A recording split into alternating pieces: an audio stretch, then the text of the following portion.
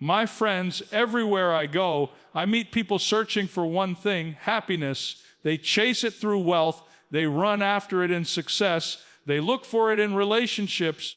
And some even try to buy it through possessions. Yet the more they search, the further it seems to run from them.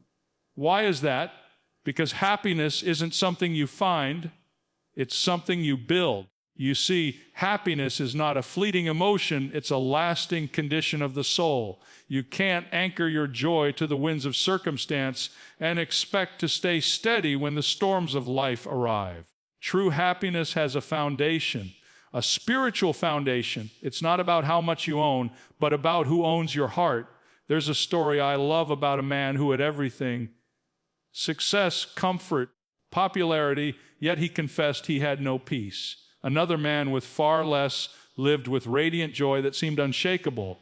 The difference: one built his life around the world, the other built his heart around what lasts beyond the world. And that's what this message is about, the keys to a happy life. Not the kind of happiness that fades when trouble comes, but the kind that grows stronger through every storm. In the next few minutes, I want to take you on a journey that begins deep within. In the attitudes, the choices, and the daily habits that shape our hearts, we'll uncover the secret to lasting contentment, the beauty of gratitude, the power of peace, and the joy that comes from walking in purpose. But before we begin, let me tell you why this message matters, because every one of us, no matter how strong or successful, will face moments that test our joy.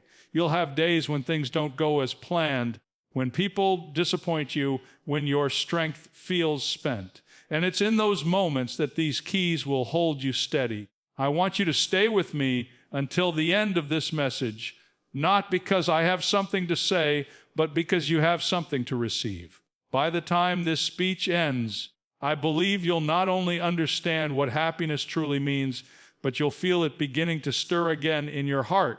So take a deep breath. Let's open our minds, our hearts, and even our hurts, because sometimes the pathway to joy begins in the very places we've been wounded. Together, we'll discover that happiness is not out there waiting to be found. It's right here, waiting to be chosen. My friends, the keys to a happy life are within your reach, and today, I'm going to help you turn them. Let me begin by asking you something straight from the heart. What are you building your happiness on today? Is it your job, your health, your relationships, your success?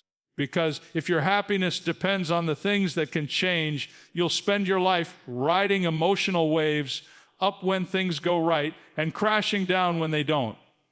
My friend, happiness built on circumstances will always collapse under pressure.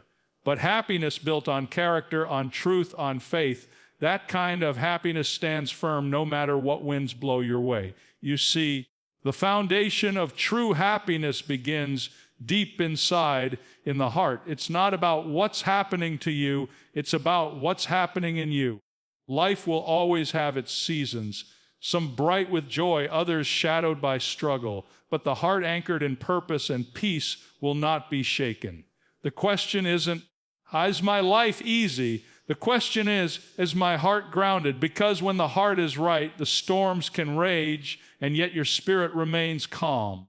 There's a story of two men who built their homes, one on the sand and one on the rock. When the rain fell and the winds blew, the house built on sand came crashing down, but the one on the rock stood strong. That's not just a story about houses, that's a story about hearts. One man built on what felt easy, quick, temporary. The other built on something solid, lasting, eternal. So, let me ask again, what's your foundation? If it's the approval of others, you'll always live as a prisoner of opinion. If it's success, one failure will shake your confidence. If it's comfort, one hardship will drain your joy. But if it's built on values that cannot be stolen, on truth, on gratitude, on faith, on love, then no storm can destroy your peace. When you begin to see happiness not as an accident of life, but as the fruit of right living, everything changes. You stop chasing it and you start growing it. You stop waiting for joy to arrive and you start living like joy already belongs to you. Because real happiness doesn't come from what you have. It comes from who you are becoming. And when your heart is built on something eternal, you'll find that even in the darkest valley, there's still a song of joy rising within you. If you truly want to live a happy life, then learn the language of gratitude. Gratitude changes everything it touches. It turns ordinary moments into holy moments. It transforms what you have into more than enough. You see, happiness doesn't grow in the soil of complaining. It grows in the garden of thanksgiving. When you start counting your blessings instead of your burdens, you begin to see how rich you already are. Too many people spend their lives focusing on what's missing, never realizing how much they've already been given. They wake up in the morning and immediately think of what went wrong yesterday or what might go wrong today. But when you wake up with gratitude, when the first words out of your mouth are thank you, instead of why me, your whole perspective shifts. You start noticing beauty in small things. The sunrise, the laughter of your children, the strength to stand when life gets hard.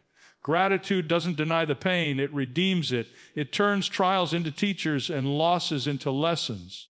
Think about it. Some of the happiest people in this world aren't the ones who have the most, but the ones who appreciate the most. They may not live in mansions, but they live with joy that money could never buy, because gratitude doesn't depend on possessions, it depends on perception. You can either see life as something you deserve or as something you've been blessed with. And the difference between those two mindsets is the difference between misery and joy. I remember hearing about a man who had lost everything, his home, his career, his health, yet every day he thanked God for the breath in his lungs and the hope in his heart. Someone asked him, "How can you be thankful when you've lost so much?" He smiled and said, "Because I still have more to be thankful for than to complain about." That's gratitude, not ignoring your pain, but choosing joy in spite of it. When your heart becomes thankful, it unlocks a power that nothing else can produce. Gratitude quiets fear, dissolves envy, and heals the spirit. It reminds you that every good thing in life is a gift, not a guarantee. And when you live with that awareness, happiness stops being a pursuit. It becomes your natural state of being. Gratitude is the key that opens the door to lasting joy. And when gratitude begins to take root in your heart, something else starts to grow alongside it. Peace. Not the kind of peace that depends on perfect circumstances, but the kind that comes from having a clear conscience. You can't live a truly happy life if your heart is heavy with guilt or your mind is clouded by compromise. There's a freedom that comes only when you can look in the mirror and know that what people see on the outside matches who you are on the inside. That's integrity, and integrity is the pathway to peace. Some people spend their lives running not from others, but from themselves. They wear masks, play roles, and hide behind appearances, trying to keep up an image while their hearts ache for rest. But peace doesn't come from pretending. It comes from being right with yourself, right with others, and most importantly, right with your Maker. When your conscience is clear, when your life is aligned with your values, happiness becomes natural. It flows from within like a quiet river that nothing can disturb. Think about how heavy guilt feels. It robs sleep, steals joy, and dulls even the brightest blessings. You can be surrounded by beauty and still feel burdened. But the moment you make things right, when you humble yourself, confess your faults, forgive others, and let go of hidden shame, a lightness enters your soul. That's not weakness, that's strength. It takes courage to confront what's wrong and to live transparently in a world that rewards deception. There's nothing more peaceful than a heart at rest because it has nothing to hide. Happiness doesn't thrive in secrecy or regret. It thrives in honesty and humility. Some of the most joyful people I've ever known aren't those who lived perfect lives. They're the ones who learned how to make peace with their past and walk in integrity in the present. They're free, and freedom always gives birth to joy. So if you want lasting happiness, don't just look for comfort, look for a clean conscience. Live in such a way that you can lay your head on the pillow at night and whisper, I've done my best. I've walked in truth. I've loved well. That kind of peace is priceless, and once you have it, no circumstance, no opinion, and no storm can take it away. And when your heart finds that peace, that quiet confidence of a clear conscience, you begin to see how deeply your happiness is connected to the people around you. Because no matter how strong, successful, or spiritual you may be, you were never designed to live in isolation. Joy grows in the soil of relationships. It flourishes when you learn to love, to forgive, to give, and to receive. You can have all the achievements this world can offer, but if your relationships are broken, your joy will always feel incomplete. Happiness is not a solo journey, it's a shared experience. The laughter of a friend, the warmth of a family, the encouragement of someone who believes in you. Those are treasures no money can buy. But the truth is, relationships are not always easy. People will disappoint you. They'll misunderstand you. Sometimes they'll even hurt you. And here's the challenge. Will you let bitterness take root, or will you choose forgiveness? Because forgiveness isn't saying what happened was okay. It's saying, I won't let what happened steal my peace. When you forgive, you don't just release someone else. You release yourself. You free your heart from the chains of resentment. You make room for joy to return. Some of you listening today are carrying burdens that were never meant to be carried this long, words spoken years ago, betrayals left unhealed, disappointments you keep replaying.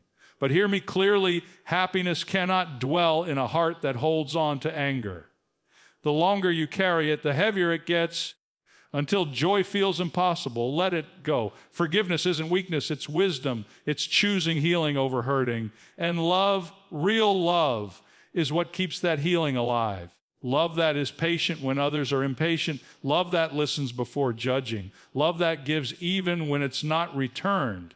That kind of love transforms homes, mends friendships, rebuilds trust. When you start sowing love instead of resentment, you'll start reaping peace instead of pain. If you want to be truly happy, invest in people.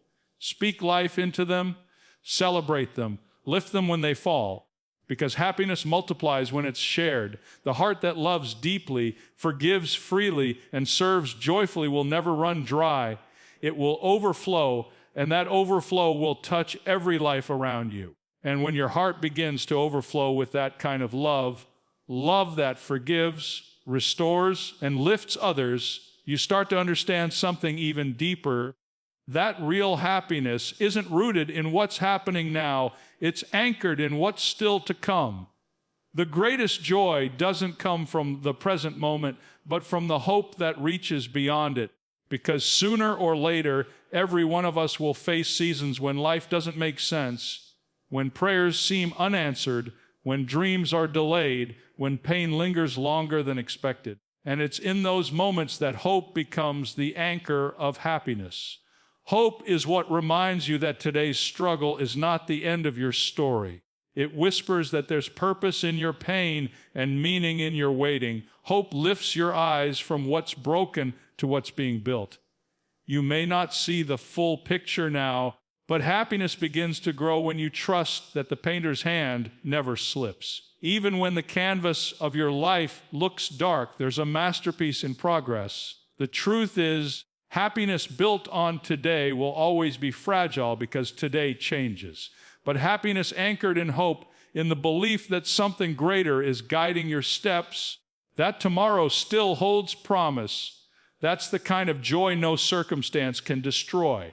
It's not blind optimism, it's confident faith that there's more beyond what you can see. Some people live as if this life is all there is, and when troubles come, their happiness crumbles. But those who live with hope know that every setback is temporary, every tear has purpose, and every valley leads to higher ground. Hope gives you strength to endure and courage to smile when others would give up. And isn't it amazing how hope changes the way you live today? When your heart believes that something good is coming, gratitude becomes easier, love becomes stronger, forgiveness becomes freer. Hope transforms waiting into worship and struggle into strength. It gives your happiness roots that reach beyond this world, roots that nothing can shake. So as you love others, as you forgive, as you live with peace and gratitude, hold on to hope. Because happiness built on hope doesn't fade when life gets hard. It shines brighter, reminding you that the best is yet to come.